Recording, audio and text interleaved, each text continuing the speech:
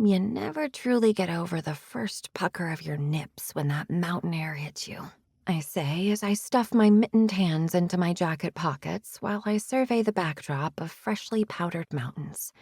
Taryn, my sister, looks at me from over her shoulder and dramatically rolls her eyes. It's 37 degrees. Pretty nice for being at an elevation of over 10,000 feet at the beginning of December. Pretty nice? Good God, this is not pretty nice. This is frigid. Guess I need to be grateful for global warming then, or else I think my breasts would be 2 pucks of ice on the ground right now. Taryn stands tall with 2 duffel bags in hand. Global warming is never something to joke about. With that, she walks up the snow-cleared sidewalk to Aunt Cindy's pink Victorian house. In case you didn't catch it from her tone, Taryn is the uptight one of the 2 of us.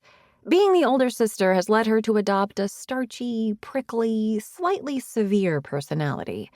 She's always dealing with a crisis, there's always something to complain about, and nothing ever goes our way in the Taylor family. Hence the 5 bags of luggage and trip to Kringletown, Colorado for the unforeseeable future at the beginning of December. No, this is not our hometown. No, this is not the place I'd choose to visit in the wintertime thanks to my body's affinity for the California climate. And no, I would not jump at the chance to spend Christmas with my cranky, well-mannered, loves-a-good-lecture sister. I love her, but she sure knows how to take the J-O-Y out of jolly. Unfortunately for yours truly, Aunt Cindy had a recent fall, the telltale occurrence of many an octogenarian. Once a spry sprite, known throughout her small town as the jolliest of them all, Aunt Cindy was on her way to remove a fresh batch of gingerbread cookies out of her oven when she, as she put it, felt a squeeze in her hip, then a seize in her left butt cheek, which in turn caused her to spin, wobble, and then fall to the ground. And because she's a frail old coot, she had nothing to cushion the blow to the hip, and, well, she broke it. From there, you can imagine what happened. A broken hip to an elderly human is considered a death sentence, according to Aunt Cindy. So, of course, all hell broke loose. Siren emojis went off in the family group text. An emergency family meeting was called. And before I knew it, I was staring at my computer screen, a shot of my father's nostrils clouded in hair as the main image while he attempted to figure out this Zoom thing.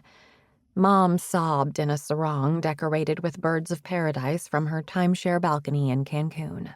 Dad consoled her while he wore a straw hat with a sunblock-painted nose. Taryn rapidly jotted down her issues on a notepad, like the good nurse she is. And I sat back in my oversized single-lady recliner, braless and snacking on a canister of chocolate-covered raisins I purchased from Costco that day, watching it all unfold. "Something has to be done. Someone has to take care of her," Mom squealed about her only living relative. Did I mention to me and my sister she's great, Aunt Cindy? But what a freaking mouthful, so we just say Aunt Cindy. But she means the world to our mom. She's the matriarch of a very small family on my mom's side. And despite the adoration my mom has for this woman who has taken seriously the role of dedicated parent in her life, the Horbachs and the Lindens were just coming into town, and my mother couldn't possibly leave her tropical paradise because that would mean missing the pinochle tournament that was about to begin. She and Dad have been practicing, and they were going to win it this year. Which meant I was brought into the picture. You know, because even though I have a remote job editing Lovemark Channel movies, I have all the time in the world to tend to an elderly woman who broke her hip.